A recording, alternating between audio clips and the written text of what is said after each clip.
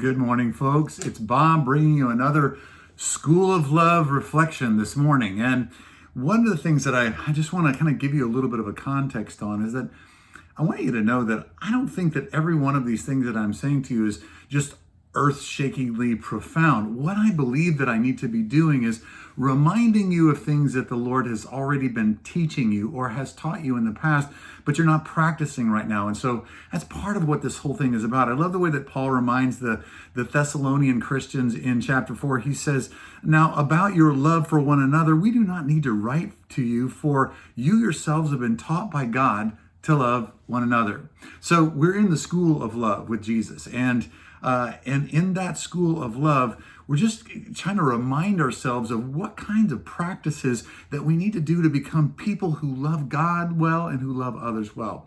Well, this morning I want to just basically focus very quickly on this idea of asking good and deep questions and then listening intently. Now, this kind of idea of listening intently is really important. I love the way that James puts it. Everyone should be quick to listen, slow to speak, slow to become angry. Quick to listen. And I love the way that the writer of Proverbs in chapter 18, he says, to answer before listening is foolish and shameful. So ask good questions. I think that's one of the things that we lose in marriage, that we lose in our friendships, is that at the beginning, as we're getting to know each other, we ask questions and things like that, and we're really curious, but then we get less curious as time goes on. And I believe that part of what makes good connective relationships in a marriage, in a family, in a church, in the workplace, in the neighborhood, in our friendship groups, all of those things is asking deeper questions, penetrating questions. When somebody's really upset about something, ask them a question about, so help me understand what you're feeling inside, and stay out of fix-it mode. Don't go into fix-it mode. Don't try to fix it, just listen.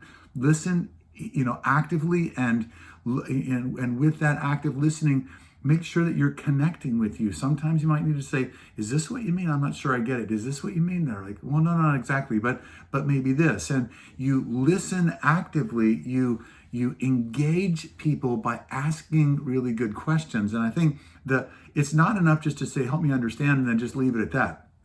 Unless you ask somebody, help me understand, and they're just somebody that's incredibly verbose, then you're off to the races. Then you don't need to do a lot of other question asking. But honestly, so many people are waiting for someone to care about them enough to simply ask questions, and to ask those good, penetrating and deep questions, and to let them open up and give them time to open up and share. Now, you might want to make sure that you have time to actually ask those questions, because sometimes, at church, just in passing, asking a really deep question isn't necessarily appropriate time, but later it is. And so having the time and asking those deeper questions, and then asking further questions to not just to clarify, but to help you understand and help you feel what they're feeling.